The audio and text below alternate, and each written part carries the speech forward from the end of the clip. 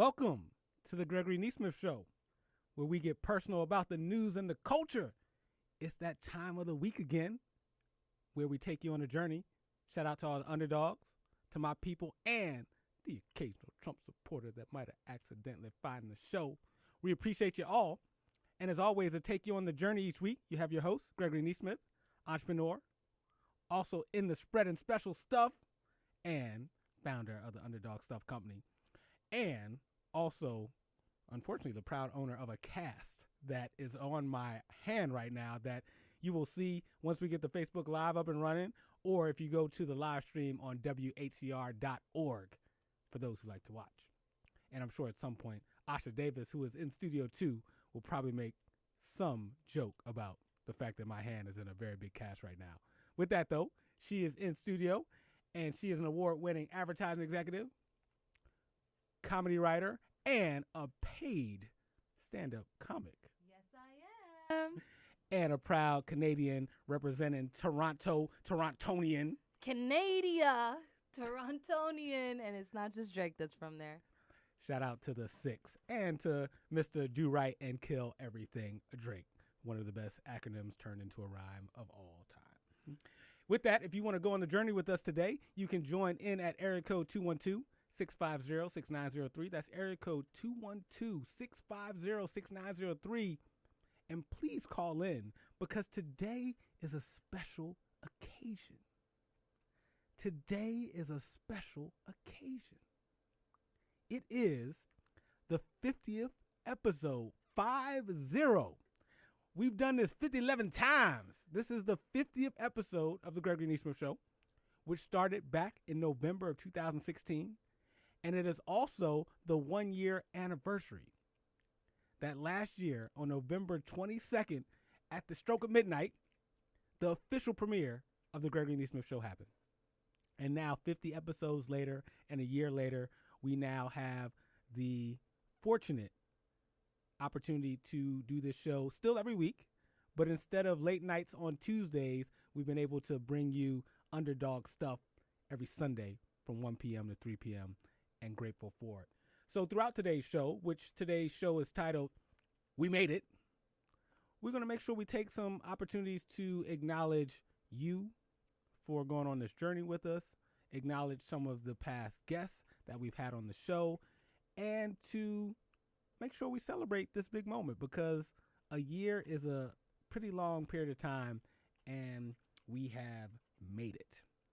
And also, we're eventually going to get the Facebook Live up and running. When we do, you'll be able to watch and comment on there at facebook.com/Gregory Nesmith. That's GregoryNesmith. All right. 1 year ago today, something that was just a dream, just a part of my imagination, something that I thought about, but it didn't actually exist. And as many of you know, I am actually coming up on a birthday this Wednesday on November 22nd. And I'll be turning the big 4-2. And so rewind a year ago, I had this dream of one day having a talk radio show and it being in New York City. And that was still just an idea. Didn't exist. And I had a lot of people say to me, well, what radio experience do you have? Are you sure you can make it happen? Is it too late to start? You're getting old. Shouldn't you have started that years ago? All fair questions, all fair concerns. I took it in. Luckily, I didn't let it stop me, but I took it in. I did at times question, maybe I waited too long to pursue this radio thing. Maybe you're thinking the same thing. Maybe you're sitting there listening to me right now going, there's something you want to do, and maybe you're thinking you waited too long too. Totally natural to feel that way. And there's likely a lot of people who may have thought they waited too long to start whatever business idea they had or whatever nonprofit idea they had. But I'm here to tell you that it's not too late to get started. And that's because there's a lot of people who get started at different times in their life. And I wanted to make sure I highlighted some of them because I know when I saw this list of people who started businesses at different times in their life, it gave me some hope.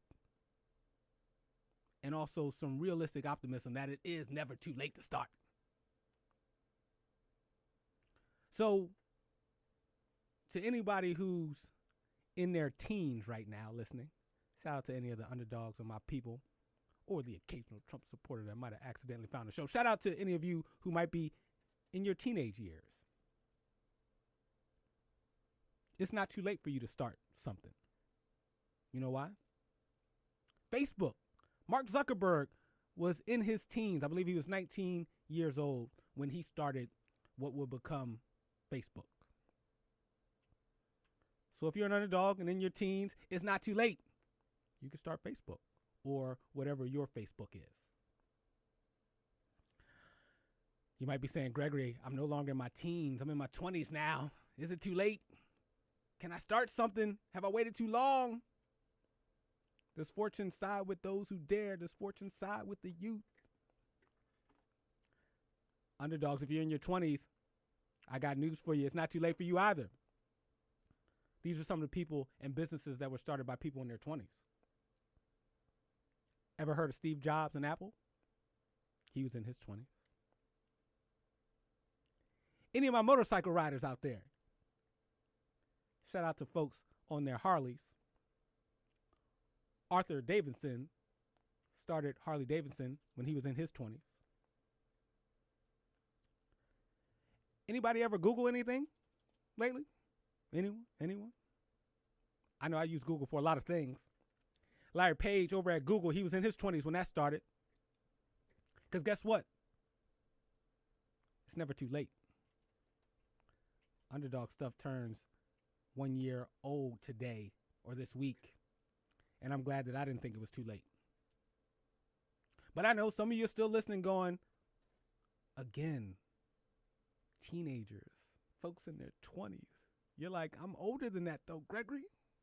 Is it too late for me too? No. It's not too late. Because if you're in your 30s and an underdog or one of my people, guess what? You could start the next Harpo Productions and be like Oprah when she was in her 30s and started Harpo. Anybody watch BET lately? Robert Johnson was in his 30s when he started BET.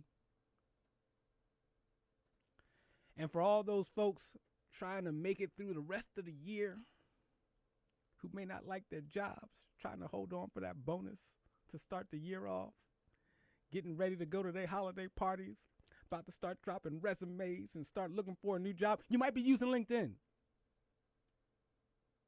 And Reid Hoffman didn't start that till he was in his late 30s. Because it sounds very optimistic. It sounds very dreamy when folks say stuff like, it's never too late. You can start when you want to start. But I wanted to back that up with some actual reality of, it's true. If you passed your teens, it's okay if you missed your Mark Zuckerberg moment in Facebook, because if you're in your 20s, you can still start Google. Or it's okay if you missed your 20s calling and you didn't start Apple like Steve Jobs. You can be in your 30s and start LinkedIn like Reid Hoffman did. I know what you're thinking. I've gone with the teens, the 20s, and the 30s. And now you're like, Gregory, you're not going to have any answers for folks over 40. Because that's midlife crisis territory. Folks got families. They got kids. They don't have time to take risks and start new things. Do you have any examples past 40? I bet you don't. Come on now. You know I do. For those underdogs out there who think it's too late to get started, if you missed your calling in your teens, you missed your callings in your 20s, you missed your calling in your 30s, guess what? You could still be like Jeffrey Brotman and start Costco. A lot of people shopping at Costco these days. You can go put on some of your fitness clothes. How many people walking around in Lululemon lately? Well, Chip Wilson was in his 40s when he started that powerhouse fitness lifestyle company, Lululemon. A lot of people walking around in those clothes these days. Chip was in his 40s when he started it. And I'll give you even one more example. Estee Lauder.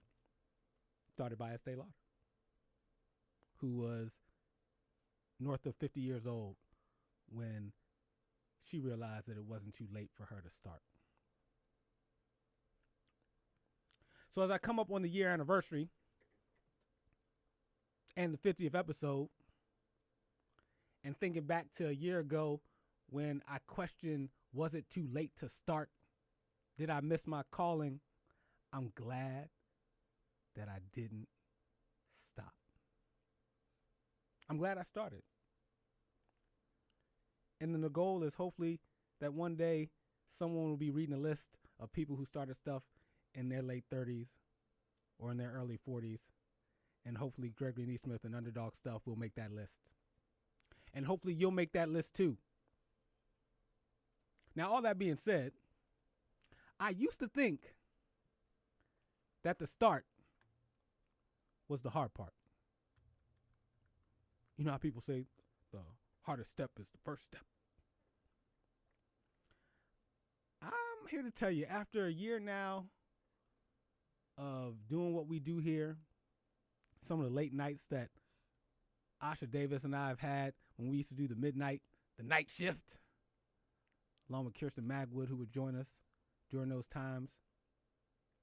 I used to think the start was the hard part. But then I realized I've started a lot of things in my life. I've started more things than I've actually ever finished in my life. And so it got me to thinking that maybe, just maybe, starting the Gregory Nesmith Show, or when Oprah started Harpo, or when Steve Jobs started Apple, maybe the hard part wasn't actually the start. It was actually the consistency to keep grinding and keep going. Because I don't know about you, but there were some nights where I probably would have preferred to stay home and get some rest over this year journey. There are some nights I'm sure Asha had some work to do for her day job and didn't necessarily have the energy to come in here on a school night, as they say, on a work night. But she did. And so while I want to shout out all of you who have been wondering, can you start? Is it too late to start? I'm praying for you that you will start. But I'm here to tell you that, spoiler alert, that's actually going to be the easy part. The hard part's going to be, can you keep going? And that got me to really thinking about the grind, the journey of an underdog, and what it takes to keep going. Because I don't know about you, but when we first started this whole journey, I was hoping that we'd have thousands of downloads in the first month.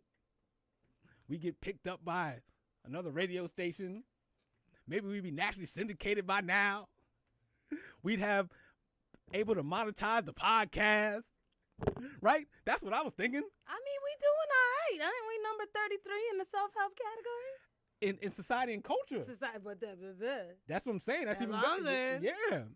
So you're right. And so actually, I want to, so now Asha reminds me of two things I've learned over the past year. One is, underdogs, don't be so hard on yourself. Mm-hmm. Because as Asha points out, there are things that we get to be proud of while we're on the journey. So for one, over 13,000 downloads since we started the podcast last year. That's a lot. That's like 1,000, more than 1,000 downloads a month. And it's interesting you say that, because I had a friend who one day I was getting down on, like, oh, I want the stats to be even better. And her point was, she said, what if you hosted an event at a stadium? And she said, what if I told you 13,000 people were going to show up? How would you feel? Just to kind of put in perspective what 13,000 means. Or if you were hosting an event, if you hosted a monthly event and you consistently had 1,000 people coming, which is actually a very easy, like if that's what you're doing, that's a big deal. And I'm going to build on that. In addition to the downloads, we have over 1,000 people a month watching the Facebook Live and or viewing us on YouTube. So over 2,000 people viewing and or downloading the show every month. That's a pretty big deal. It is. And shout out to each of you who have made that happen. And now with that said, we talk about the consistency of the grind, is that it takes a little while. And one of my favorite sayings I was reminded of as we come up on the year anniversary is that it takes a few years, or as the saying goes, sometimes it takes years for a person to become an overnight success. Yep. Sometimes it takes years for a person to become an overnight success. Preach. It's Sunday, right? It is Sunday. Okay. And so I wanted to give a couple examples of how this really touched me. And I say it for you, and I say it just as much for you and I, Asha, for us to remember that it takes some years to become an overnight success. And I know you'll be able to relate to that as you're on your journey now in terms of comedy writing and stand-up and things like that. So I wanted to look at a couple popular people or brands and just put in perspective that their grind took some time to become a quote-unquote overnight success. How many people use Facebook? Who? We on there now. Gregory. GregoryNesmith. That's facebook.com/Gregory Nesmith. We're up and live on the Facebook? Yeah. Shout out to all the folks watching on Facebook Live. And if you want to join the conversation, you can join it at area code 212-650-6903. Facebook, we're on it. A lot of people are on it. It took Facebook 5 years to become profitable. 5 years. I mean, to be fair, it's easy to not be profitable for 5 years when your parents are rich enough to send you to Harvard, but I'm going to leave that right there. Yes, but let's point out that if you look at most businesses, at least year one and likely in year two, it's hard for them to turn a profit because they're investing in a lot of one-time costs and startup costs. Right, but what that means is that when you want to start a business, you just have to be aware that you have to have enough to sustain you. Yes. For that. And it's a reminder to me, too, that the fact that we haven't necessarily turned a profit or been able to monetize the Gregory Nesmith show, that's okay. We're in year one. We're in year one. Yeah, what are we trying to do here? We're building. We're building. Kevin Durant, my favorite basketball player, now the reigning finals MVP and NBA champion, took him 9 years to become an NBA champion. Yeah, that's a lot. It's a long time. Well, some didn't never even had one. Oh. So people talk about, fortune size with the youth, and is it youth or is it an experience? Well, Kevin Durant's 28 years old, but he worked at his craft for 9 years before he became a champion at it. Putting in the work. Amazon took them at least 10 plus years to become the number one retailer online. 10 years? At least 10 years. But that's to become number one. But they were making money from the start. It was, but just to think, starting from selling some books to now we know them as one of the top retailers regardless of whether it's online or brick and mortar, but it took them a while. Yeah. And then how many people be Netflixing and chilling? Well, it was Saturday. The winter time's coming up. So. It's cuffing season. So for all those who Netflix and chill, it took them 13 years to knock off Blockbuster. That's a long time. Yeah. And we celebrate them now, and they have all these great TV series. They're winning awards. They're seen as one of the great networks of our time, and took them 13 years to knock off Blockbuster. Yeah. Because I may want it now, you may want it now, you may want it fast, but it doesn't work that way. Well, I think, too, what's also really important, I know we're going to get into the news shortly, but I think what's really important to understand is that your measure of success is not only about you. Like Netflix started their business with DVDs. Netflix got popular as DVD players became obsolete when internet access in your home and unlimited internet and became more mainstream. Once they figured out how to compress the videos in Netflix to make it run fast on your internet, that's when they succeeded. So it was, if they had figured that out from the beginning, they still would have taken that long, right? Because people weren't ready to give up their DVD player. So I think, too, even understanding that it's not just you, it's what the world, it'll happen when the world's ready for you, I think is really important. Yes, and there's something to be said about being in the game, too. So they were in the game playing, and they made some good bets, and it worked out for them. But it took some time. Mm-hmm. And so I say underdogs, yeah, there's something in the challenge of starting, but what I would really want to leave you with is to really stick to it once you get started, because the grind, the consistency of really making it happen is where the magic does happen. Yeah. And I'm glad that we have kept going and now get to celebrate our 50th show and our 1-year anniversary. It's exciting.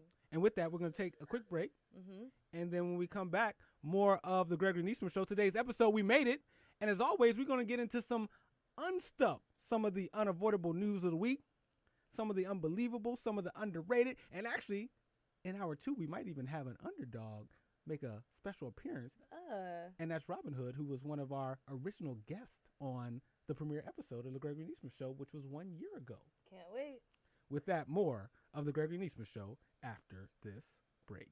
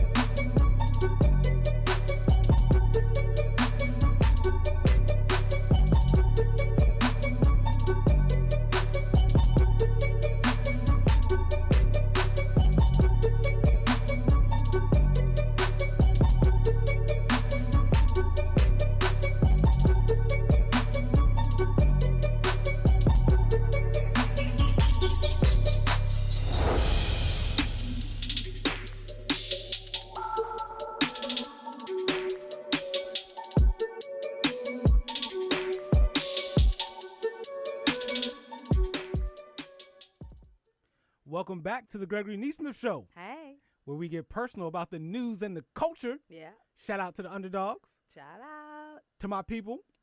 And up? The occasional Trump supporter that might have accidentally found the show. We appreciate all of you. It is a special occasion today. The 50th episode, plus the 1-year anniversary. And so as a result, today's episode is called We Made It. We made it. Yes, we did. And we appreciate you for making it with us. If you want to join the conversation, you can at area code 212-650-6903. That's area code 212-650-6903. Or you can comment online at facebook.com/Gregory Nesmith, GregoryNesmith. TH. Okay. Yes. Lots of letters. Yes. Yeah. And we were talking about the fact that it is awesome to start one's underdog journey. Mm-hmm. And even more important, to once you start, to keep going. Right. And that's what we're going to do here is keep on going. And as always, you have Gregory Nesmith to take you on that journey, along with Asha Davis in studio. We talking about keep it going. When the going gets tough, we keep it going. Can you just hold up your cast to the Facebook Live right now? This Gregory Nesmith broke his finger, if you remember from past shows, such as last week, where he let us know that he broke his finger playing basketball, and all of a sudden, he gets surgery this week, comes back. I'm thinking he's going to have like a little pinky sling. He comes back with this broken arm cast. Poor guy, I'm like, how you going to do the board? He's like, all I need is one finger. I was like, okay, pause. All I need is one mic. That's all. We going to make it happen. Early. I do believe that it is an overuse of the cast. I think they overdid it, in my humble opinion. Good old American healthcare. Speaking of government, Yes. let's get into the news. Yes, time for the unavoidable news of the week. Yeah. And it's happening in Minnesota, Alabama, and D.C. Oh, gosh. I don't like the sound of those places right now. No. So as many people may have heard, there is a special election going on for a Senate seat in Alabama.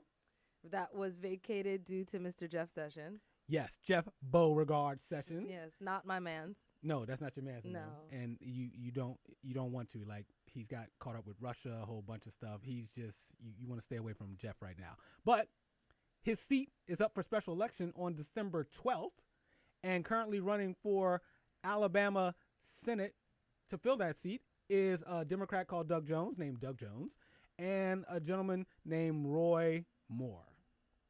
Hey, okay. Yes. I think we all know who Roy Moore is, although I wish we knew more about Mr. Democrat. Yes. Now, one thing about Roy, people have obviously heard the allegations that he sexually assaulted and sexually harassed teenage girls, along with some other teenage young ladies, either harassment or abuse. I think we need to say underage, because Yes. teenage could be 18 or 19. Yes. So we need to say some of the females that he essentially was doing unsolicited sexually inappropriate behavior towards girls as young as 14. Yes. And when asked to comment on it, what did he say? He was like, not to his recollection, kind of. He said he did not do anything without the permission of anyone's mother. That's what he said. Yeah, his denials have been anything but demonstrative, and one that doesn't allude to the fact that he seems that he is guilty of those alleged charges. As someone put it, his denial is definitely weaker than the strong allegations. Right. With that, there's still an election coming up, and there's been a lot of question of should he run, should he not, should you vote for him? And the governor of Alabama, who is a Republican and a woman, has weighed in. All right. Okay. So hopefully there's some hope there, right? She's a woman, although she's Republican, so that's not. Yeah. So let's hear her thoughts on how she's going to handle what she's going to do on December 12th when it's time to vote.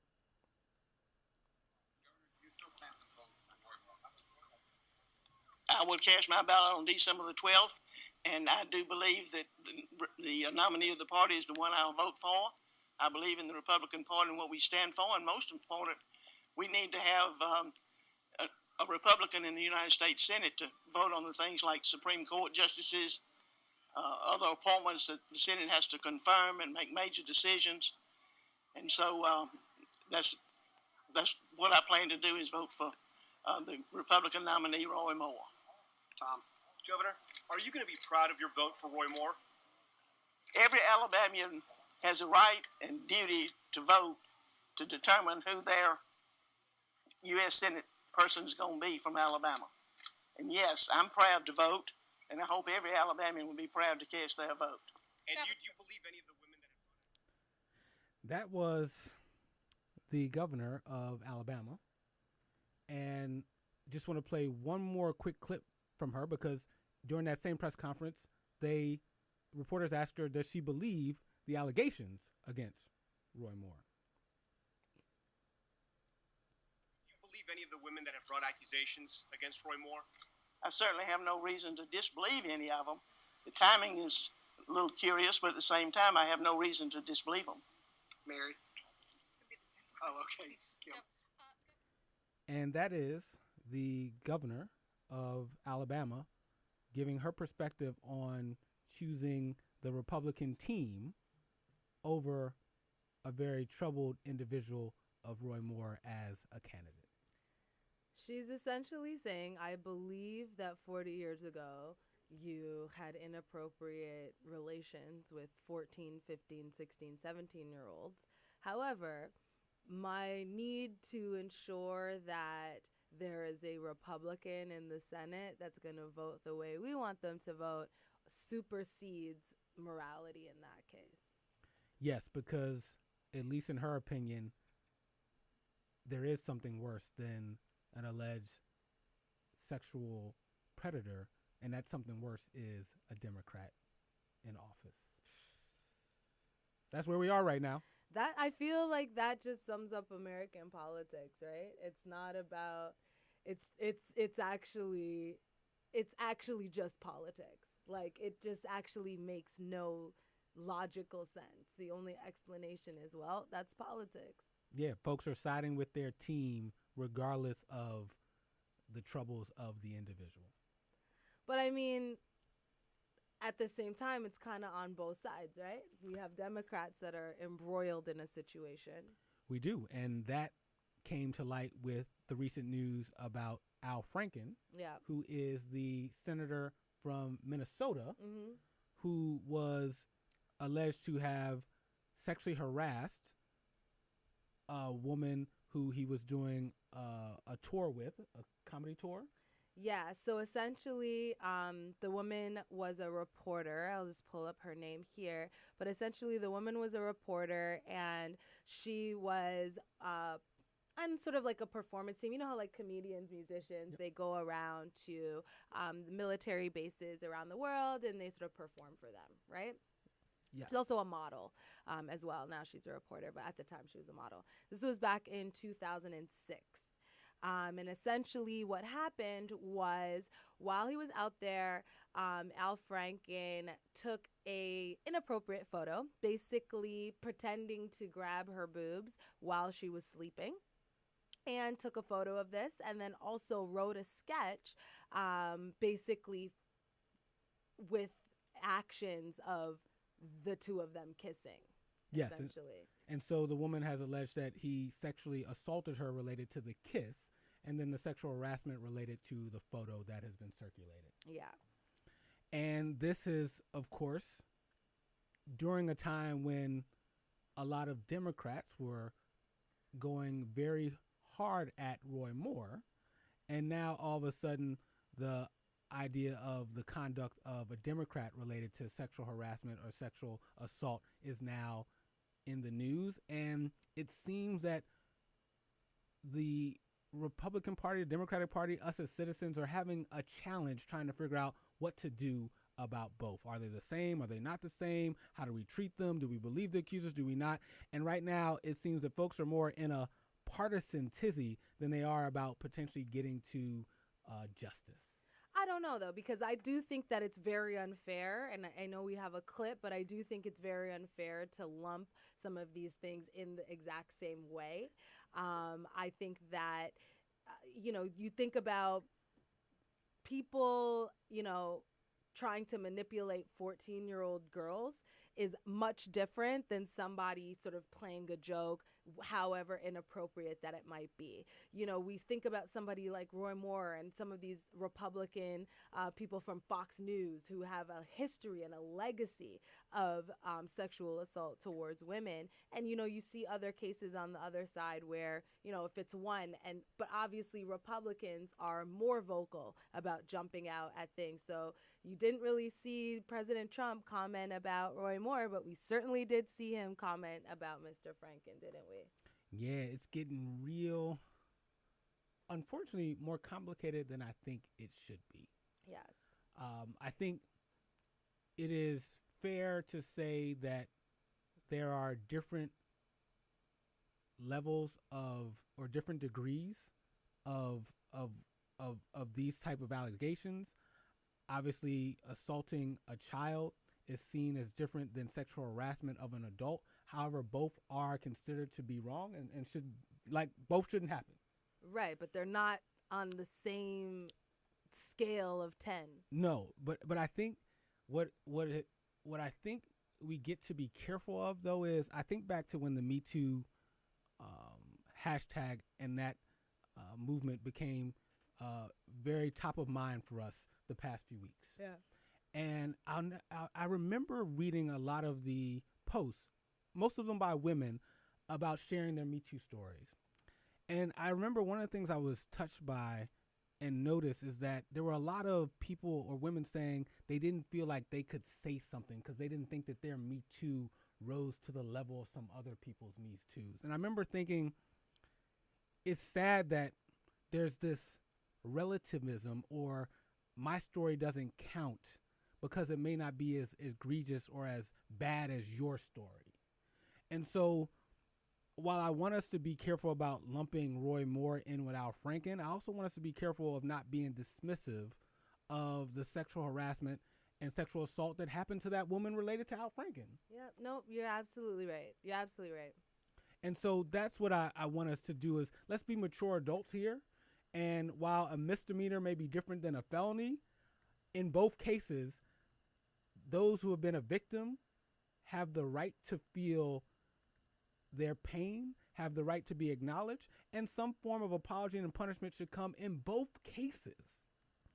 And it shouldn't be partisan, and we shouldn't have to get into this game of, I don't want women or males in this case to feel like they have to prove a certain level of discomfort or a certain level of, well, this is what happened to me. And I just want us to be careful about that, because right now it's becoming very partisan, as opposed to they both did something that is illegal. They both get to acknowledge that. They both get to be punished for that. They get to serve their time, however that time may be. Some of it may be in the court of public opinion. Some of it may be actual legal time or jail time. And then we get to move forward. And so we'll see. Yeah.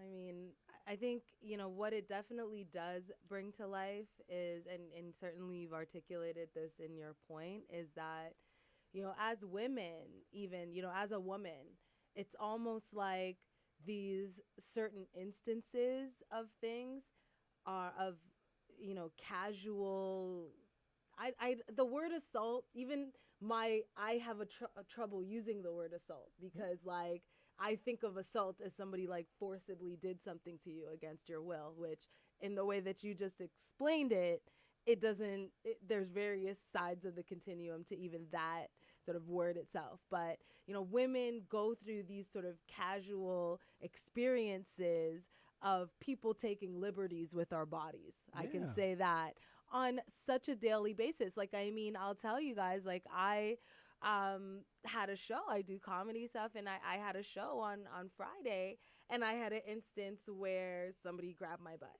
Just like, you know, definitely an instance where the person was clearly sort of interested in me. You know, we had been interacting for a number of hours and sort of preparing for the show, and they just sort of like casually, you know, grab my butt, like as I'm walking away. And it was like, I definitely didn't say anything. I wouldn't necessarily, at least prior to this conversation, sort of, you know, classify that as quote unquote assault, but it certainly is somebody doing something to my body that they thought was okay, which I did not provide permission for. Yeah. And it's that type of line where, we get to nip it in the butt. We get to really address it sooner rather than later and let folks know that once you cross a line, you've crossed the line. And so there's many degrees after the line, but grabbing of your butt it crossed the line. And going after teenage girls while you're an adult is crossing the line. They're all lines that are crossed. And I think, we get to really figure that out. I know that Gillibrand, I think she's a senator from New York. She's been in the news lately, and she's saying that how she would now relook at how we handled the whole Bill Clinton thing. And she's saying that she would have maybe denounced him or recommended that he leave office. And now we're in a different time. And people are trying to figure out what they should do about Donald Trump now. And so to me, what happens is when we don't go after people when they cross the line, then we get into this relativism of like, well, Trump just said something on tape, so that's not that bad. Al Franken wasn't that bad, but this one is. It's just like, oh, they crossed the line. Well, and I think too, it's to your point, it's about we're now wrapping up sexual assault and taking liberties on women's bodies into politics, which is what Roy Moore, Donald Trump, and Al Franken's situation is doing, right? I mean, if you're going to call for Roy Moore to step down, you absolutely, at bare minimum, need to launch an investigation into the 16 women that are accusing Donald Trump of sexual assault. You know what I mean? At bare minimum, right?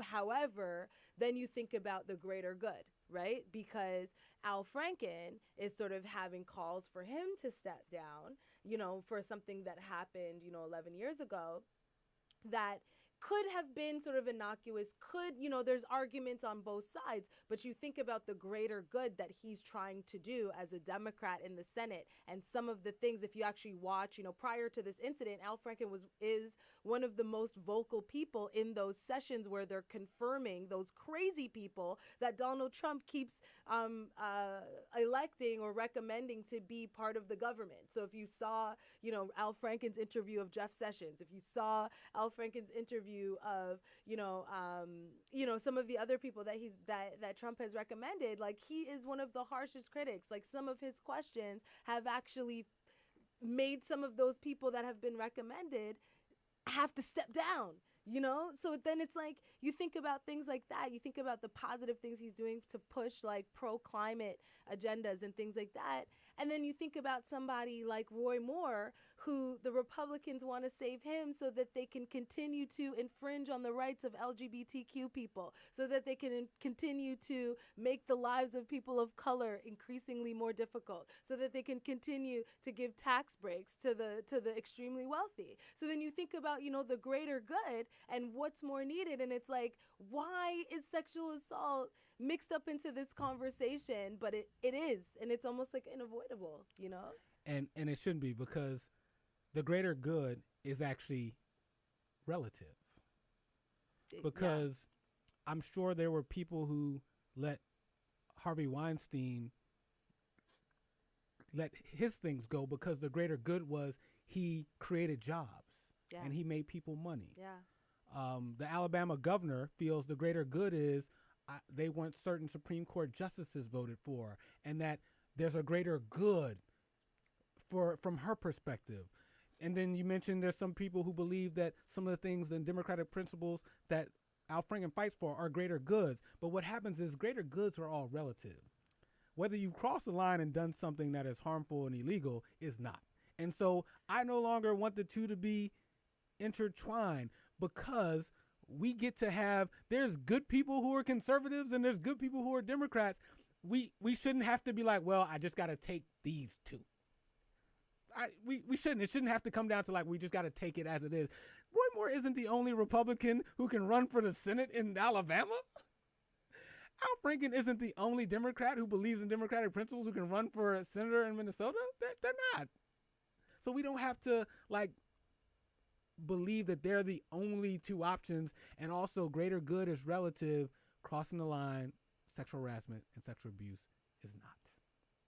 And so that's where I'd like to see us go. And I don't think we're there yet, because in the Senate, I believe this week, 2 congresswomen came out and said that there are sitting senators who have crossed the line in terms of sexual harassment or sexual assault, but they won't name who they are. We haven't reached a turning point yet. They won't name who they are. We have a president who has 11 plus women, 16, who've accused him of sexual assault or harassment.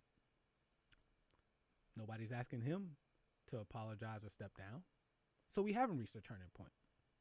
The governor of Alabama says the greater good is Roy Moore because he believes in Republican principles. And so she's not asking him to step down. We haven't reached a turning point. Al Franken, oh, he was a comedian. Okay, so now comedians are allowed to like cross the line, but nobody else is. We haven't reached a turning point. So for all those people who thought Anita Hill and Clarence Thomas was a turning point, or Bill Clinton was a turning point, or Donald Trump grabbing women by there was a turning point, guess what? We haven't reached a turning point. No. But maybe I'm wrong. Underdogs, my people, let me know. You can call in at area code 212-650-6903, or you can comment on the Facebook Live. Have we reached a turning point? Maybe I've missed it. But things still sound very partisan and very greater good as opposed to what's right. Let me know what you think.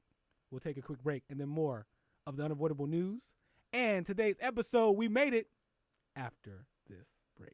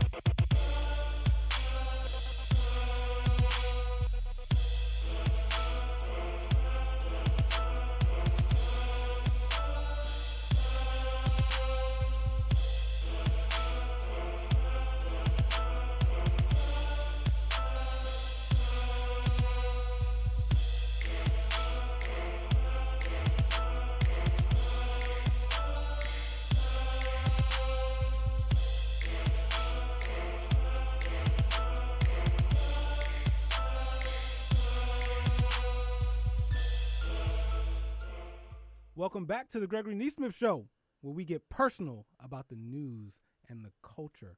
Shout out to all the underdogs and my people who've come along on the journey with us, because today is episode 50.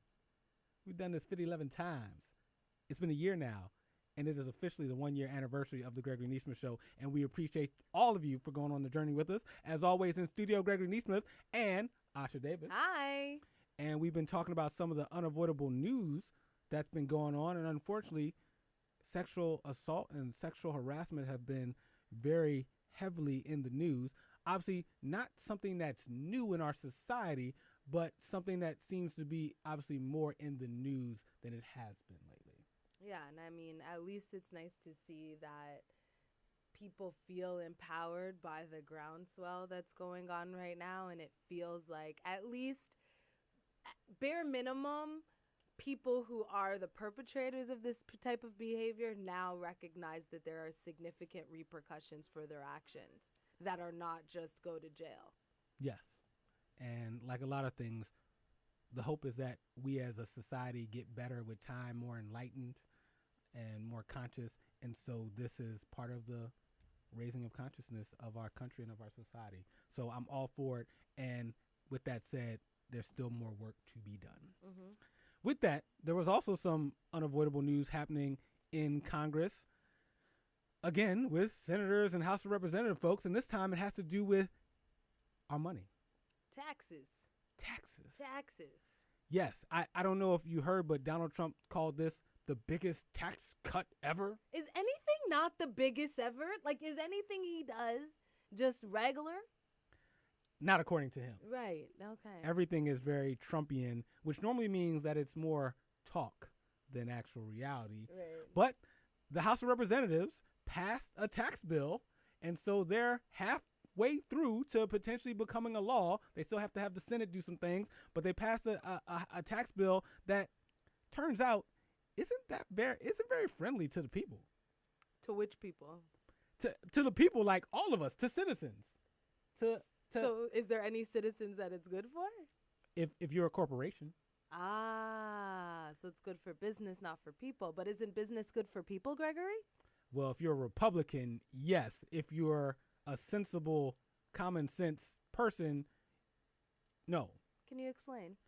Because there's this belief that if you cut taxes for corporations, that magically they'll take all that extra money and raise our wages. Is that called trickle-down economics?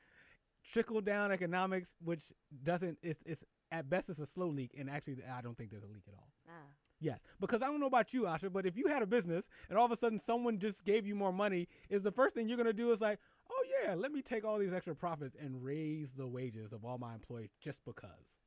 I mean, you can't ask me that because me personally, yeah, I'm going to invest in my business and make sure my people are happy. But do I know if McDonald's gets a tax break? Are they going to exponentially increase the wages? Not unless people protest, but then they could be like, well, now we have the money to do it, right? That very true. And with that, let's just give a quick shout out to, speaking of employers and people and things like that, let's give a shout out to WHCR 90.3 FM, the voice of Harlem. Mic check, mic check. Keep it locked on WHCR 90.3 FM. Okay. New York. So yeah, so there's a tax. I think if they had a tax break, they'd give us a raise, yeah. If WHCR? I would hope so. But I it's think public they radio, would. so we would invest the money in making sure that programs like this continue to live on. Yes, we would. Yes. So with that, the tax break is basically 35% corporations pay a tax now. It'll go down to 20%, and that'd be permanent, a permanent tax break for corporations. And then people like us, citizens, we get a temporary tax break. And supposedly, if you make less than $75,000 a year over the course of this tax break, eventually your taxes might even go up. Wow. I guess depending what state you live in.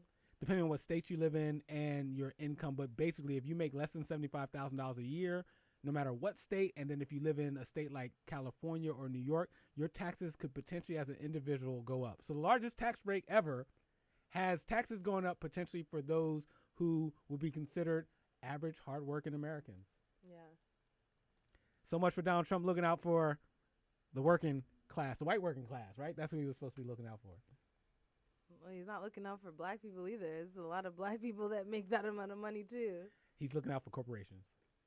So let us know. I actually am hopeful that a movement will start where people are calling their senators and stuff like that, because this is just, again, mean-spirited by Republicans. A tax break for companies and potentially not a break for citizens. And couldn't you at least have our taxes stay flat? Like, why they got to go up? Because they got to build the wall. They have all these things they're trying to fund. No, they want us to pay for tax cuts for companies. Yeah, but exactly. That's just because the money that they have in the government, they allocated $1 trillion to the wall, so they can't use that for tax breaks. So who's gonna pay for it? Sometimes I just don't understand. And they took it out Obamacare, so our money's not going towards that either. Shout out to Obamacare. That's why I got this cast. You know, clearly you should. That's a big gas. You know, they need to. They're gonna make sure nothing happens to my pinky between now and taking it off. They don't have that in Canada. All right, we will obviously keep our eye out on this tax bill, which is just bad for What about like the difference between the state taxes and them saying like, for states like New York and California that have big state taxes? Did you remember what they said about that? Basically, if you live in a state like Pennsylvania or like a state like New York or California, which are high property tax states, you will not be able to write off as much of your property taxes or your mortgage interest. So if you're rich enough to own a home in New York, you actually now have to pay more for it because you can't write off the property tax? Yes. Oh, my Lanta. Yes. So so again, mean politics. So in a way, they're actually going after blue states with this tax plan. Wow, man. It's mean. Like I've lost, I don't really have a good political word for it anymore. I just think that some of the policies are just mean and rude. That's crazy. And disrespectful. And hopefully they get voted out when it's time to vote in 2018 and folks will vote for what's right, not vote for their team. Exactly. Yes. All right. Speaking of taxes and people making money and doing things that seem to be mean-spirited, so to speak. Remember the Keystone Pipeline? Oh my! How could I? Aren't I the nature one? You are. You are a believer in climate change. Yes. A believer that we need to do more related to the environment. Yes. You were not happy when Donald Trump got out of the Paris Climate Accord agreement. Not happy is the most understatement you could understate. Yes, that was a good use of an unword. I understated how much you were unhappy. I was very unhappy about that. Yes. Well, I don't know if this is irony, karma, but the Keystone Pipeline, which was approved and was supposed to be from top to bottom, looked at from all the environmental impacts and a lot of safety precautions taken. Come on, man. We know that didn't happen. For the Dakota Pipeline, you guys remember when people were protesting in South Dakota with the pipeline, right? During the elections, Obama was still president at the time, and essentially they were pressuring him to not allow for the Keystone Pipeline to actually go through, right? And if you pay attention, if anybody remembers, the key thing that they were saying was the Keystone Pipeline shouldn't go through because of where it is. It's going through sacred ground, and there's a high chance that it could pop, right? Mm-hmm. And pollute the land. And so Obama, after all the pressure, remember we had celebrities going out for Standing Rock. Remember Standing Rock? It was like a big thing, right? Yep. We had celebrities wearing T-shirts, going on the front lines, blocking bullets, people sleeping in the snow. You remember all that? Yep. Okay. Obama, one of his last things that he did in office was sign an order to say, okay, we're going to put a pause on this until those environmental checks actually happen, right? Mm-hmm. Then what was one of the first things that Trump did when he went into office? He okayed the completion of the pipeline. Reversed Obama's measure and okayed the completion of the pipeline. Now, where are we today? Fast forward to a couple of days ago, we had a 210,000 gallon leak of that pipeline that has flowed into water bodies, sacred grounds, 210,000 gallons of oil anywhere is not a good scene at all, okay? And at the same time that this happened, they're still in the process of trying to get another part of the pipeline approved. Unbelievable. And I'm really passionate about this because for those who don't know, the Keystone Pipeline is basically the way that oil gets from Canada to America, right? And it goes all the way from like Calgary, which is in Alberta, for people that don't know Canadian geography. It's a pipeline, so the oil comes all the way from Canada straight down into the southern U.S. and so into the U.S. And so that's why this is like a really sad day. It's a big deal, and it also comes in the same week, guys. Again, we're just revealing truths here today. So this week, Donald Trump reversed another environmental measure by Barack Obama, in which he reversed an order banning the ability to bring hunted elephants. So basically, rich people go to Africa, they kill elephants, and they want to bring them back as trophies. Barack Obama established a law that they can't do that. To obviously, elephants are dying, right? Yep. This happens at the same week as that. Now, a lot of backlash. Trump did say, "Oh, we're gonna reevaluate it. We'll put a pause." But obviously, for those who know, Donald Trump Jr. is an avid hunter, and he kills elephants. He actually has a photo with a dead elephant in his hand that, it would be illegal, right?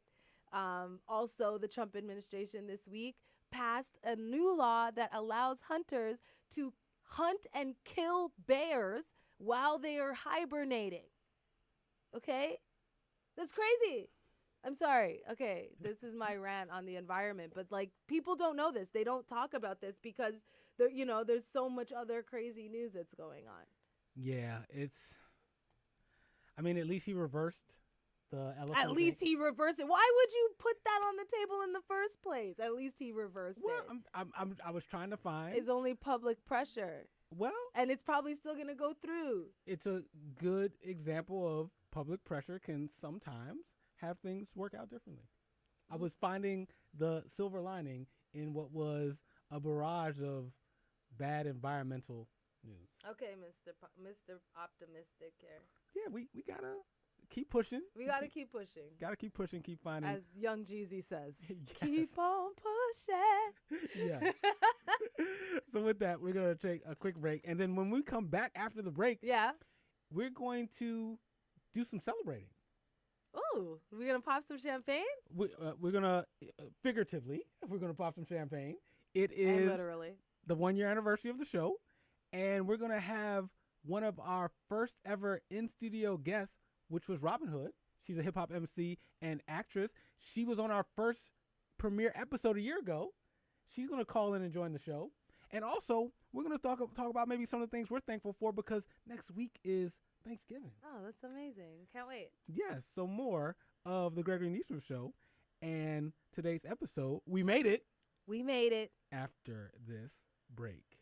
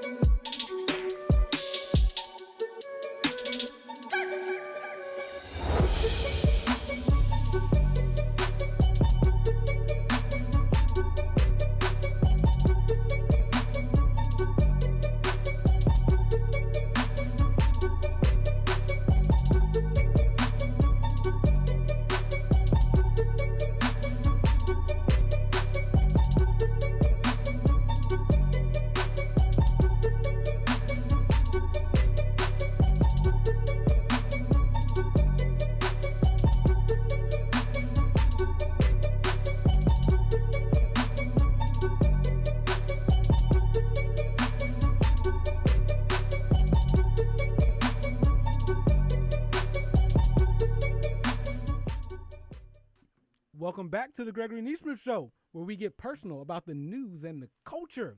Today's episode, we made it. That's because we did make it to the 50th episode and the 1 year anniversary of the Gregory Nesmith Show. Thanks to you and all your support, listening to the live show, watching the Facebook Live, downloading the podcast. Appreciate all of it.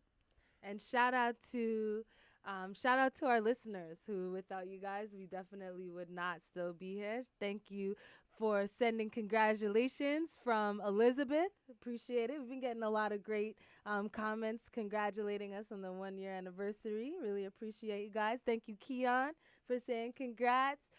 Thank you, Darren. Thank you guys so much. We really, really appreciate you guys. And we've only lasted a year because of our listeners. Yes, indeed.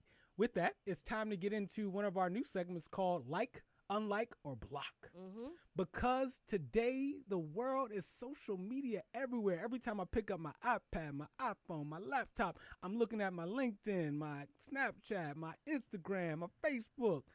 And there's always different stories that just pop up on the timeline. And it got me to thinking, for some of these stories, I wonder, would I? What would you do? Would you like, unlike, or block? Mm-hmm. Our first story is that of Nicki Minaj. If you're scrolling through your timeline, you might have seen Nicki Minaj on the cover of Paper Magazine. Paper Magazine. And there is a picture of her, or 3 pictures of her.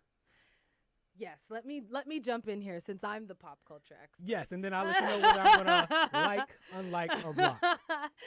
So essentially this week, Paper Magazine is known for their provocative photo shoots. And they do, around this time every year, they do an issue called #BreakTheInternet. So last year, if you guys remember, around this time is when that famous Kim Kardashian cover came out when she was naked and resting a bottle of champagne on her butt. This year, Nicki Minaj is the star of the Break the Internet issue of Paper Magazine, and on the cover is a spread called Ménage à Trois, and it's essentially 3 different Nicki Minaj's in very sexually provocative positions. She's wearing barely any clothes. And it's just very provocative. And then the images on the inside of the magazine are basically extended versions of that. She's in the bed, whipping herself with toys and doing all kinds of crazy things. And so, this week, obviously, for those who don't know, Eve is a female rapper, and wanted to bring this subject up because we've got, Robin Hood coming up on the show. Would love to get her thoughts a little bit later. But Eve made some comments this week on a talk show called The Talk, just sort of talking about her take on Nicki Minaj's photos. And it would be great if we maybe want to play that. Yes, of Nicki Minaj. Yes, let's play that clip. It's one of those things because I worked with Nicki. I got to know her on Barbershop, and she is incredibly, she's a nice person. She's an amazing rapper, and as a lyricist, I respect her as a lyricist. Right. But as a woman, from my point of view, personally, I would not be able to do that. I think in this climate, it's not good. I think every artist has a right to express themselves however they want to express themselves, and I respect that as well. For me personally, as I started coming up in the business, I started realizing that young girls were looking up to me and younger people were looking up to me, and that, not that you want to be a role model, but it becomes what you become. It is what you are. That's a responsibility. It's a responsibility. Whether you like it or not. Whether you like it or not. And I have always, as I've gotten older, learned that I'd just rather be a voice that's uplifting, that is, that I can be a voice for those girls who might not have a voice in a different way without showing myself off with my brain, and I'm not saying for the Nicki fans, because I know I'm going to get some tweets from her fans, honey. I know that's going to happen. For the Nicki fans, I love her, respect her, go women in hip hop. It's not my thing. I just don't think it's right. Personally, period. That's it. And bringing back up last night, that was one. And that was Eve. Yeah, and I mean, I definitely agree with Eve. And for those who haven't seen the cover, I think you can all guess what it looks like in terms of sexually suggestive imagery, and definitely in this climate that we're in, where people are taking advantage of women's bodies right, left, and center. I do think that if you're a public figure, honestly, we have an obligation to set a positive example for the young girls coming up. And I personally, I don't think I would not. I think if we're talking like, block, and unlike, I'm gonna have to go ahead and unlike this one. And I don't mind Nicki. Yeah, I think for me, if the choice is like, unlike, or block, I'm gonna unlike, but it would be one where I would just keep it moving. I think she is entitled to put out whatever cover she wants to. I understand some of the context of how women in hip hop are perceived and things like that, but she gets to be an artist and express herself however she chooses to. And I want folks to be able to express themselves across the creative spectrum. And so there's room for Nikki, but there's also room for other artists who want to express themselves in different ways. And that's where I'm at on that. And the cool thing is, it's like Unlike or Block. So we will get thoughts from the audience, and also maybe even our next guest will end up telling us her thoughts too. Now, with that, though, while we're playing the game of Like, Unlike, or Block, I want to actually play something that came up in my news feed that when I was scrolling, this audio came up, and we want to also get people's perspective on whether they want to like, unlike, or block this. Sure. So let's play this. If this came up in your news feed, underdogs, would you like, unlike, or block? Potatoes, tomatoes, beans, greens, potatoes, tomatoes, beans, greens, potatoes, beans. Got that turkey on my mind. Woo! I can smell that chicken roasting. Apple cider cooking on the stove. In the kitchen and you know we toasting. Macaroni and that cheese. Fiending for black eyed peas. Need that cornbread, that gravy. Got my body feeling lazy. In the hood, we call that itis. Tupperware sitting right beside us. Need that steak on a silver plate. It's time to eat, said I can't wait. Stomach leaning all on my back. Need that lamb laying on that rack. Need that cabbage and that broccoli. Quattro helpers ain't no stopping me. White or dark meat, it don't matter. Fried chicken on a huge platter. Pumpkin pie, apple turnover. On my fat girl, roll over. Beans, greens, potatoes, tomatoes, lamb, ram, roll.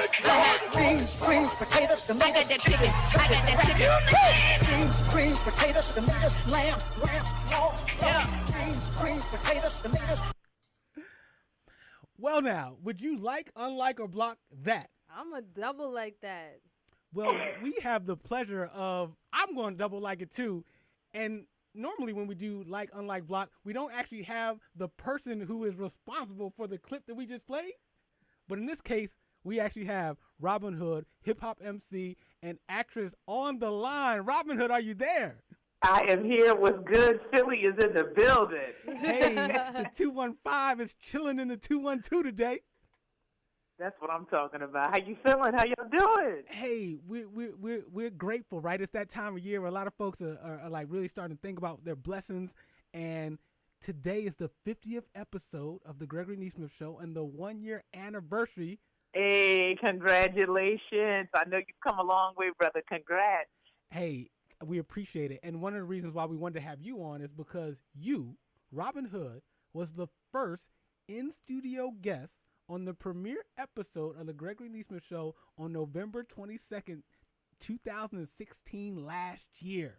That's what I'm talking about. That's how we do. Philly comes through. Yes, indeed. And so we wanted to have you on for one, just to acknowledge you as being one of the folks who was a part of this journey. And that's Thank a big deal to us. I appreciate that. And also, when you were here last year, you were letting folks know that you had a new EP out called For Hire, which was at that time launching. Let folks know what's happened since then. Did it launch? What's been going on with the music? How can folks hear some of that great, great music? Yeah, well, first of all, thank you for saluting the EP. Yeah, it's called For Hire. Currently on iTunes, Tidal, Google Music Play, and Spotify. And since dropping the EP, I dropped it with another collaborator named by the name of Erica Hicks. She's a soloist on 4 of the 5 songs that are on the EP. And a lot has been happening. You know, I've been in the production, just like doing videos. So we dropped Reach a couple of months ago. You can check that out on YouTube. And also dropped another video called Fresh, which is also another song that's on the EP. So I definitely have just been busy. And I'm actually out in Cali right now because I'm working on my album, and I'm also starting to go into production for some new videos that we're going to be shooting and some other projects. So, you know, God is good. I've been moving and just staying busy as much as possible, trying to stay out of trouble, you know? Hey. Stay on that good news feed. yes, indeed, because there's a lot of bad news that comes out, so we love that you stay on the good news. So 2 questions for you, because I think a lot of underdogs are on their journey. We talked about earlier in the show how it's one thing to start, but the challenge is in actually continuing. And exactly. So if you could share with folks 2 questions. One is, what's something that you are just super proud of that's happened in the past 12 months?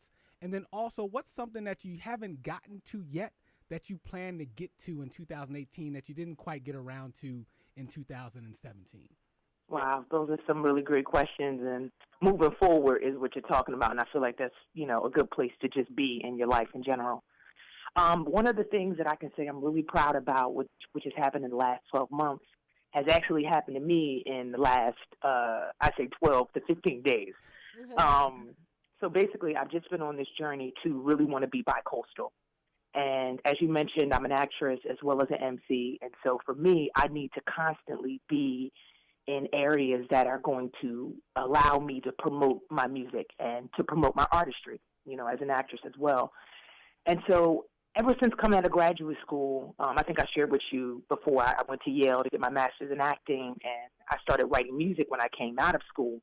So this is, 2012, 2013, when I'm, just living in New York trying to figure it out and make a way. And I've always wanted to be bi-coastal so I could work as many places as possible. I'm trying to be Providence, so I need checks coming from multiple places, okay? East Coast and West Coast. But basically, I decided to go ahead and make this transition. And so for the last, 15 days or so, I've been making this journey to be in California, looking for a place, trying to get set up and get established here so that I can just begin to flourish on both coasts. So I'm proud to say that, I have established a home here in Cali, and I'm officially bi-coastal. So, I'm back and forth at this point from New York to L.A., and it just feels great because I'm not allowing anything to stop me from being persistent, for continuing on with the journey.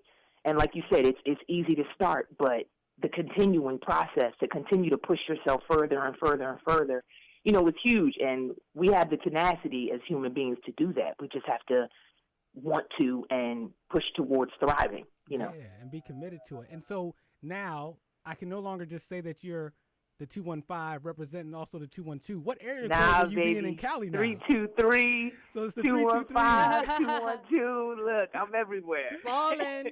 Very cool. And I love that something that probably seemed daunting, or is it possible that you pushed through and were able to make it happen? And now in the spirit of looking forward, but also acknowledging that sometimes things don't work out the way we want, what's something that didn't happen in the past 12 months that you plan to make happen going forward? Wow. I would have to say really cracking into this industry over here on the West Coast for both the music and for the acting. I've been blessed. I've had, some auditions and some opportunities that have come up. Most recently I started shooting for the TV show Smith, which is on Showtime. And that was actually my first audition that I had in Cali, and I ended up booking it. So I'm playing this basketball player named Romero that's on the show. So, really just trying to crack what this is, just really breaking into this industry so that these artists, these executives understand that, you have a bi-coastal artist here, who's willing to travel, who's willing to work wherever, I need to in order to really just carry out my ultimate task, which is to be a versatile artist, so that's well-rounded. You got to be everywhere, put your hands in everything. So I would say that's probably one of the biggest things to really break into this industry. I want to start doing more, I'd say blockbuster films. I have a couple of independent films that have recently dropped and have been successful, but it's a whole nother level when you're in some of these major blockbusters. And really, I just want to have a bigger voice and a bigger sound. So the bigger the project that you're connected to or involved with, the bigger platform that you have. So that's what I'm pushing for. Hey, that's good stuff. Keep pushing. Now, as a hip-hop MC, yeah, and definitely with your ears to the streets, and then also being someone who's just what I would call a creative, before you got on the line, we were talking about one of the things going on in pop culture was this recent cover of Nicki Minaj on the Paper magazine. I heard. Or I should say I saw. Yeah, and so we do a segment called Like, Unlike, Block, where you're scrolling through your social media feed, stuff pops up, and we just want to get perspectives on, like, would you like it, would you unlike it, would you block it? Obviously, we played your freestyle, and everyone knows that we would like that and super like that. Thank you. I appreciate it. What were your thoughts with your unique perspective creatively and being a part of the hip-hop scene? What were your thoughts on liking, unliking, or blocking the Nicki Minaj cover on Paper Magazine? You know what? If you had another option that said scroll on past, that's the option that I would have selected. You would keep it moving?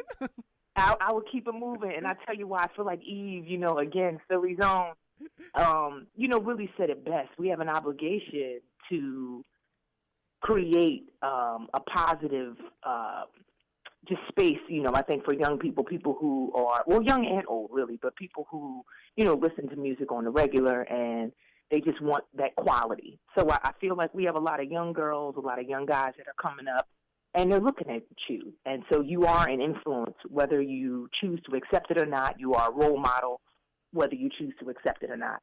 And I think we have to be mindful of the images that we put out there. What you do in your home, your private business, that's cool. I think a lot of artists sometimes don't understand private versus public. And so just because it's a thought that you have in your mind of something that might look cool, it might not necessarily have the best outcome that you might be looking for, So I had to scroll on past that because it's just like, really, Nikki? You should be I feel like on another level at this point where you don't have to do things that are, I find that demeaning. So it's just like, come on. Did you really have to do it like that? I mean, you're Nicki Minaj. We get it.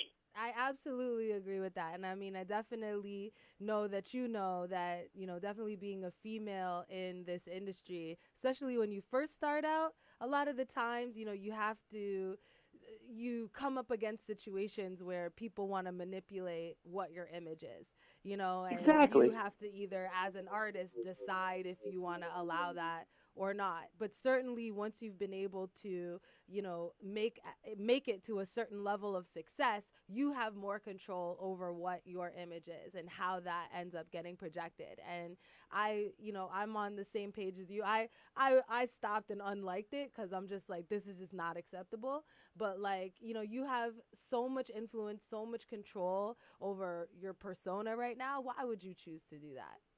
Right, and I think also, too, how women are just personified within this business in general, just in the industry.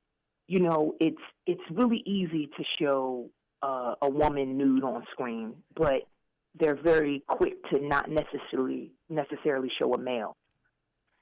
And we have to think about things like that and look at that. Is a man's private, more sacred than a female's? Why is it that women can just be exploited in this way? And why would we choose to exploit ourselves when you already know that that's one of the reasons why you got on? It was about body. It was about how you looked. And so you don't need to sell sex in the same way that maybe you felt you had to in the very beginning when people weren't necessarily really checking for your music. You're established right now. So how have you changed? How have you elevated? How are you different? So I don't know. It just makes me think like, how far have you really come that you're still willing to put out the same images or even raunchier images? Exactly. When it's just not a need. Well, Asha and Robin have spoken on the topic of Nicki Minaj, and Underdogs, let us know whether you would like, unlike, block, or as Robin would say, the additional option of keep it moving. Scroll on by. Hey, scroll on and keep moving on, okay? Now, Robin, before we get you out of here, two quick things. First of all, I want to take a quick pause because it's that time of year where a lot of us give thanks. We're very grateful for things that have happened in our lives. And I know that, unfortunately, you had a recent passing of someone close to you that happened. Yeah, we had a relative in the Hyman family, Earl Hyman, who passed away this weekend. And, he was getting up there in age. Earl was 91, so he has lived a very long, fruitful life, but a really wonderful, talented actor. I'm sure a lot of people may know him as Mr. Huxtable. He played Bill Cosby's father on The Cosby Show.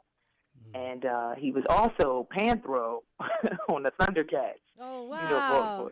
For all those 80s babies, But, yeah, so he was just a very outstanding individual and told me pretty early on, that I was going to surpass him in my work, which I thought was a lot coming from someone of his caliber. This man was fluent in Swedish. He lived in Sweden for quite a bit of time. But, just a very talented individual, and he's going to be dearly, dearly missed. So, my love and my heart goes out to Earl Hyman today. So, rest in power, King. Yes, and our prayers go out to him, too, and your family, and definitely just another indication of the talent that comes from your entire family, and you are carrying on in a way that I know he is and your entire family is proud of you. Yeah, trying to carry on that legacy. It's crazy. Earl was actually born on October 11th, and then here I come born on October 12th. I don't believe in coincidence. I think that I came after him for a reason, so I have to carry on this legacy.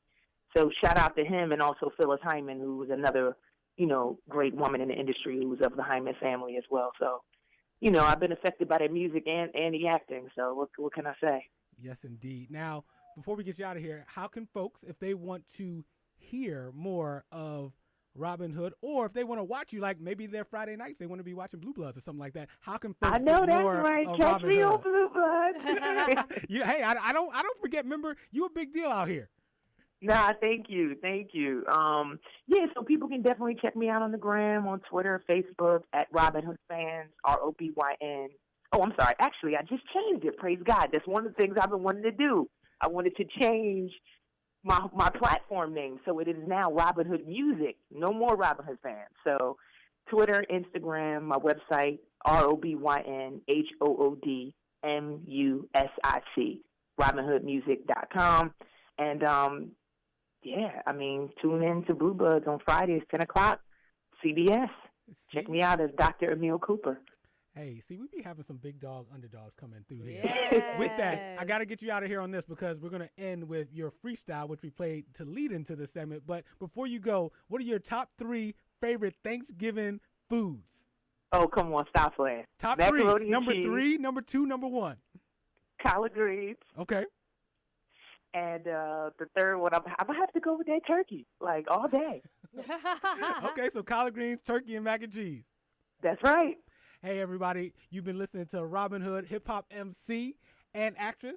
Catch her on Blue Bloods. Go out and get her EP for hire. Follow her at Robin Hood Music on all the social media sites.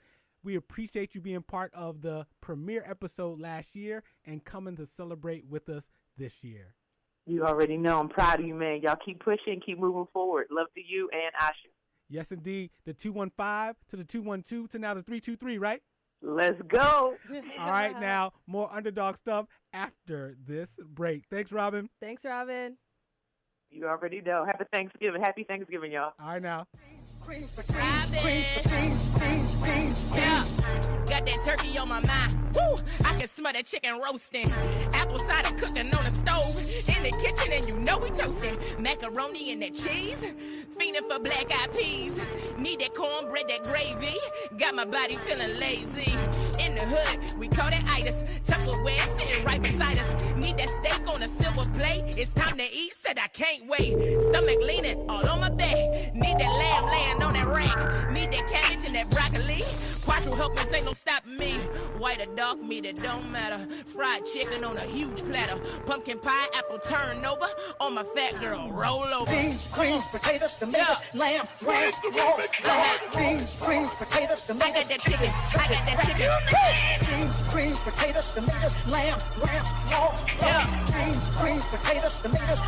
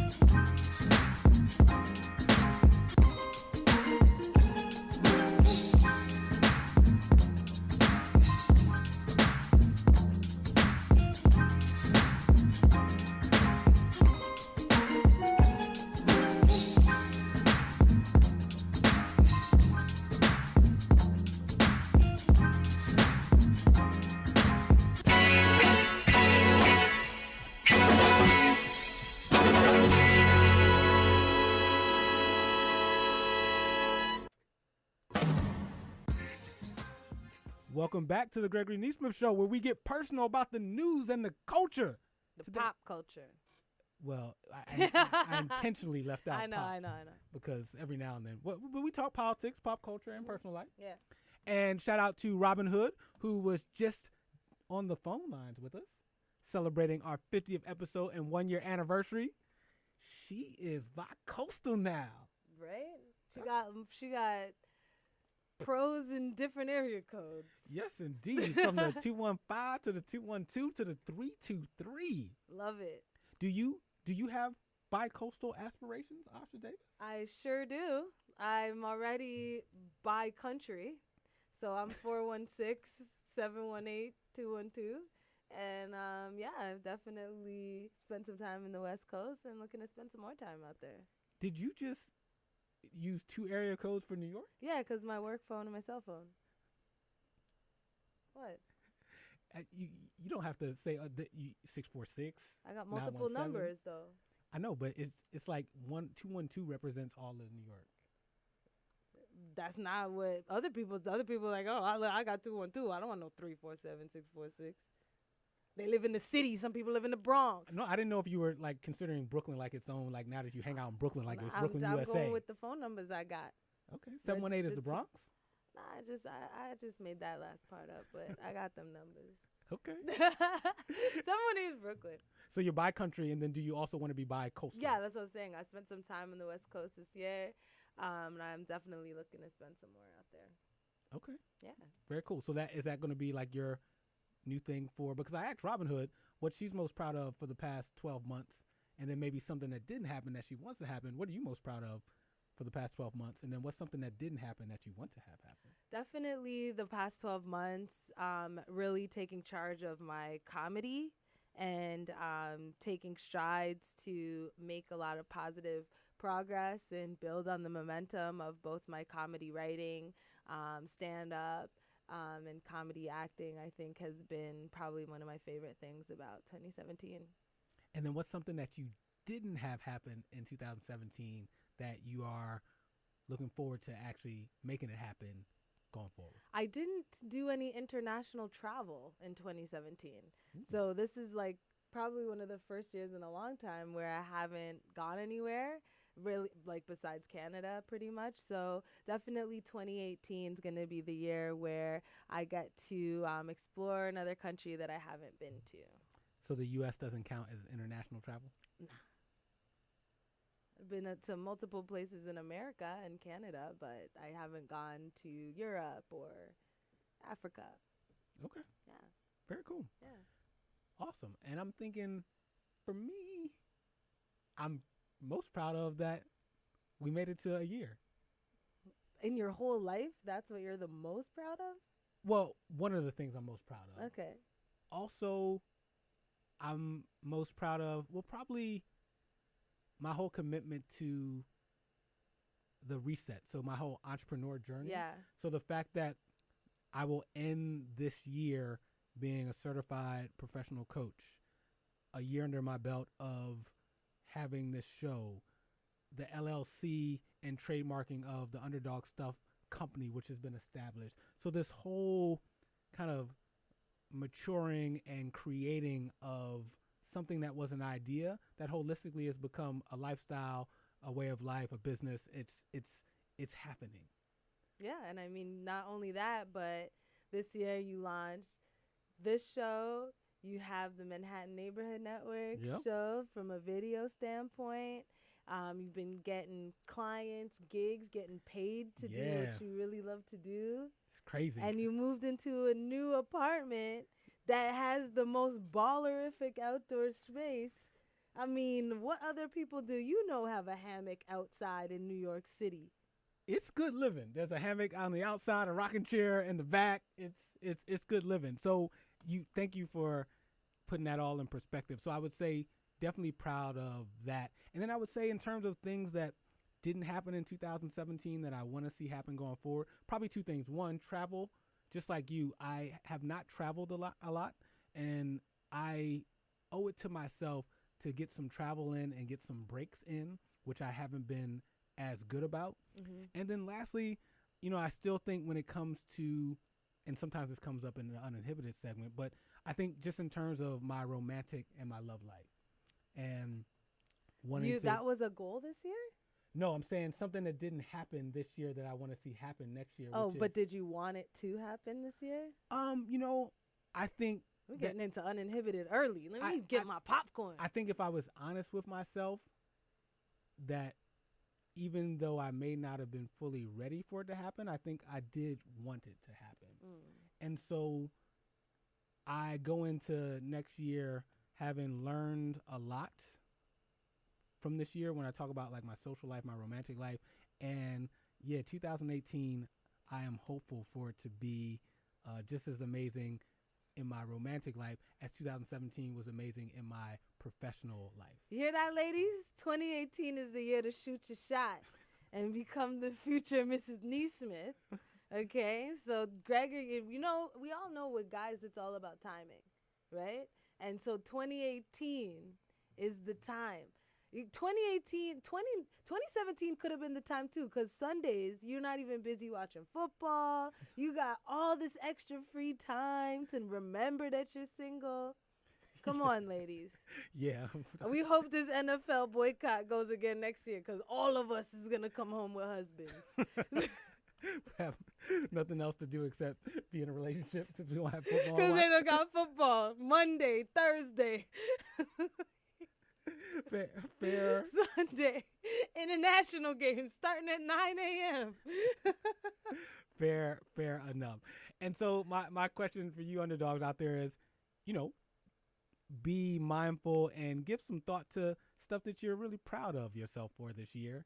And then also take a little time to look back and go, well, maybe there's something that didn't happen that you may have wanted to happen that now going forward, you have a fresh start to make that a possibility. Yeah. So it's all good. And with that, I am also grateful that, to your point, we shot our shot, which is to do this. And we went from midnight. That was late at night. Tuesdays, midnight to 2 a.m. We should do like a tribute show or something like at that time one day. Yeah. Because the vibe of that midnight show was definitely, something. Yeah, late nights is a little different than middle of the day on Sundays. Yeah. But shout out to all the folks who went with us on the journey late nights and now to daytime. And I'm always reminded actually by one of my favorite quotes, which is from, you ever read the book The Alchemist? Yes. And they have a quote that says, "Tell your heart that the fear of suffering is worse than the suffering itself, and no heart has ever suffered when it goes in search of its dreams." Ooh, no heart ever suffers when it goes in search of its dreams. So as long as your heart is on a path to its dreams, don't worry about being single, ladies. Don't worry about being single. I'm looking for my dreams. My heart ain't weak. Yeah, regret is a silent killer, but going after things, whether they work out or not. No, regret is a silent killer. Huh? Regret. Okay, I'll let Instead of, because, you only regret when you don't. Okay, anyway. You ever see those memes with the tattoo and it's like no regrets because they spelled regret wrong? But see, now I have the context. I didn't know where you were going with the regrets because you're an English major. So I'm just like. Yeah, no regrets. I know, but the slang, I didn't know whether that was a slang, popular culture slang term that I should have known. No. Well, you did know it. Yeah, now I do. You put it in perspective. Yeah. All right. So it's time for Uninhibited. Oh, wow. You're giving me time today. Well, you already jumped we're going to freestyle to the end. Oh, okay. We're going to talk that. I'm going to talk whatever else comes up to mind. It's, we've done this 11 times. 11? Yeah, this is the 50th show. Okay. So we're talking our first anniversary show today. It's our anniversary. So what I would like to know from you, Gregory, 11 times, is what I would like to know is, what is the nicest thing or the most romantic thing that you and or someone has done for you to celebrate a 1-year anniversary? Most romantic thing. So relationship 1 year, you know, I'm sure you've been in relationships where you've made it to that mark. I feel like that would be a celebration. So what is the most romantic thing that someone's done? I would say that there was a woman that I dated recently where we actually celebrated every month our anniversary. Okay. And so to me, it was the gestures that we would do for each other each month that was to me special. And I had never quite done that before where there was So what did she do? I'm asking for specifics. So things like on my birthday, like an engraved champagne bottle that has like my name and birth date on it. Dinner surprise to like my favorite restaurant on some of those anniversary months. So things like that were very thoughtful.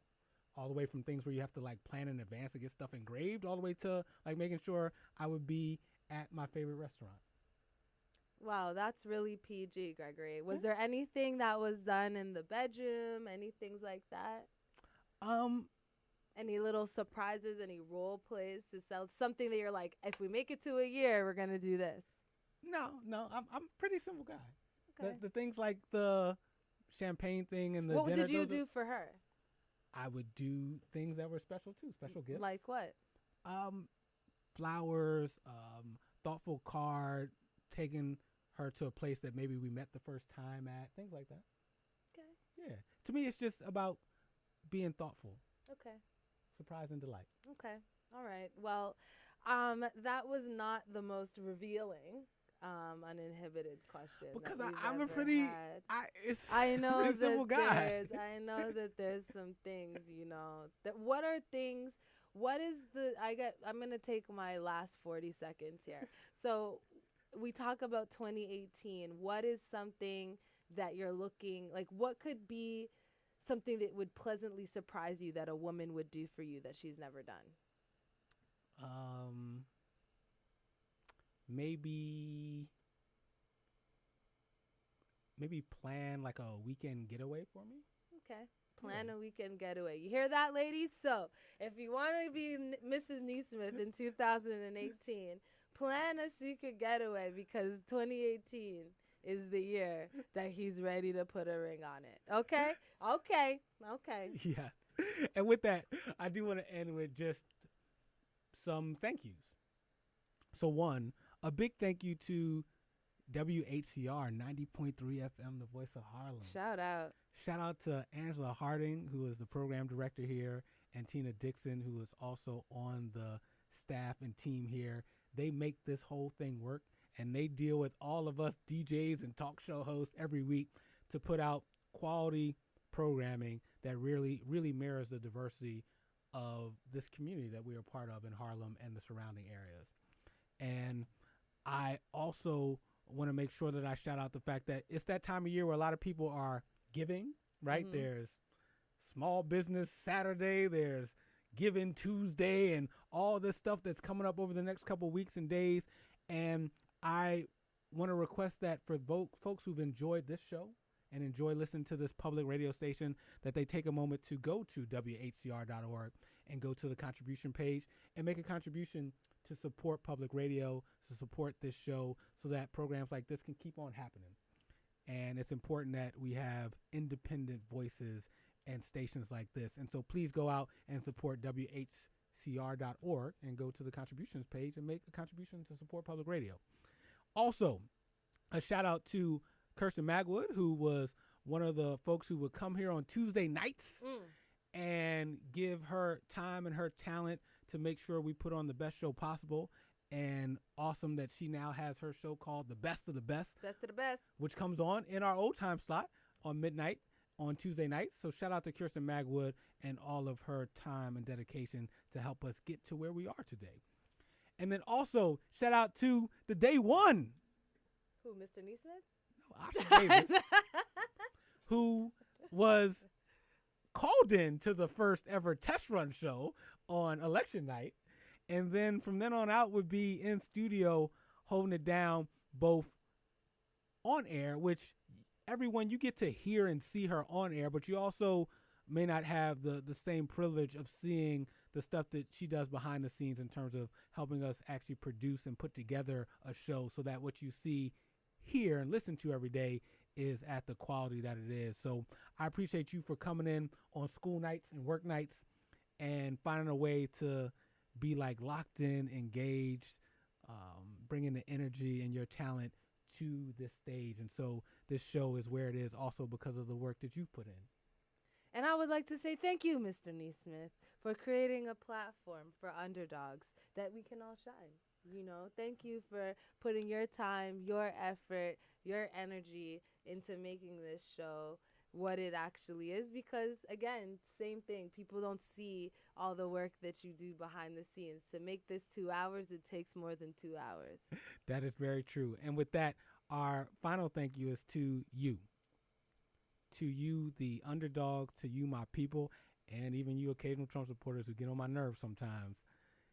The fact that you have gone on this journey with us and downloaded the podcast, listened to the live show, watched the Facebook Live, give your comments and thoughts, it means a lot. And I'm always touched by the fact that we get to all rediscover how special we are in the world and go from underdogs to being contenders to being champs. And then, hey, while we're at it, we might as well attempt to go out and be legends and support each other along the way. And so with that, I say thank you and grateful for making it to this 5011th time, and look forward to many more shows and many more years to come. And as always, you know I'm going to leave you with my favorite quote. Underdogs, can't nobody do it like you do it. Nobody. Peace.